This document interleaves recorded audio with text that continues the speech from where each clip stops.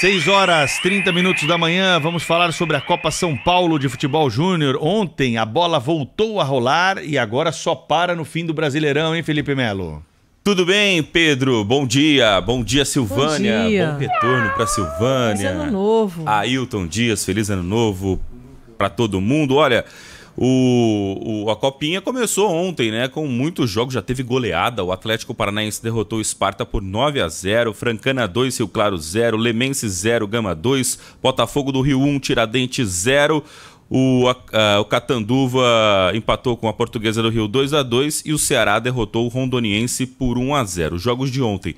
Só que são 128 equipes. A gente vai precisar do pulo do gato inteiro para a gente falar todos os resultados da Copinha. Mas eu vou destacar hoje a estreia do Corinthians na Copa São Paulo de Futebol Júnior. O Corinthians, que é o maior campeão da competição, joga hoje às 9h45 contra o Gi Paraná.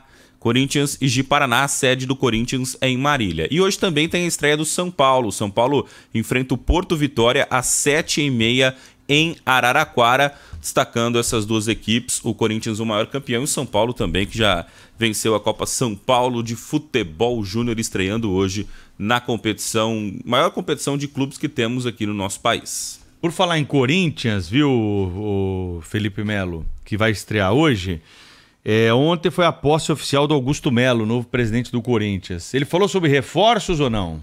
Falou sobre reforços. Aliás, o Corinthians anunciou ontem 3 reforços, jogadores que a gente já tinha falado aqui antecipadamente, né? O Corinthians anunciou ontem na posse o lateral esquerdo Diego Palacios, o volante Ranielli e o meio-campista Rodrigo Garro. São os jogadores que o Corinthians anunciou ontem na posse do Augusto Melo.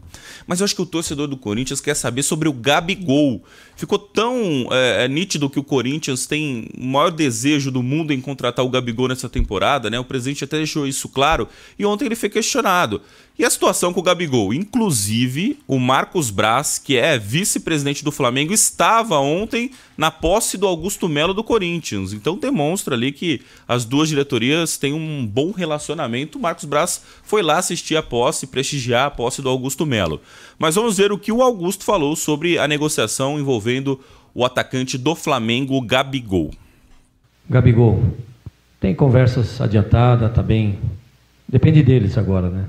A gente vem conversando bastante. É um atleta que nos interessa, que eu sempre brinco, né? Tem as nossas características. Estamos aí, né? Já fizemos a nossa parte. A gente sabe que é difícil, é uma contratação. Hoje é um dos melhores jogadores do país. É um ídolo por onde passou. E nos interessa, sim. Sempre deixei claro.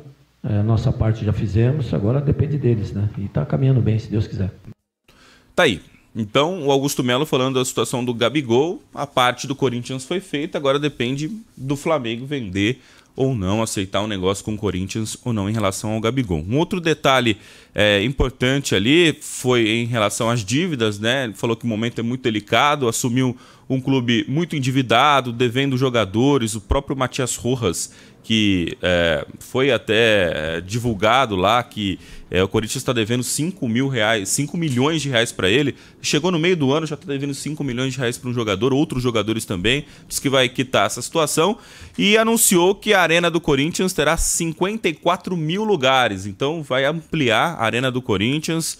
O técnico, o presidente Augusto Melo, anunciando algumas mudanças em relação ao time profissional do Corinthians. Qual a novidade do Santos? O Santos recebeu uma proposta do Benfica para vender o Marcos Leonardo. O Marcos Leonardo, o principal atacante do Santos na última temporada, jovem jogador de 20 anos. Ontem o presidente Marcelo Teixeira se reuniu com o representante do clube português em Santos.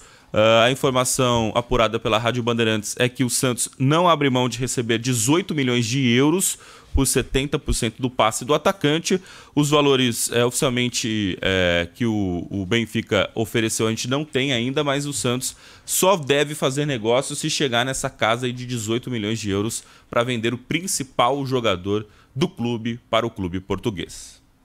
Tá certo. Felipe Melo trazendo as notícias do esporte para nós. Amanhã você volta nesse horário, né, Felipe? Volto. Então tá bom, estamos te esperando aqui, hein? 6h35. E falando ainda em esporte, o vôlei feminino é tema de uma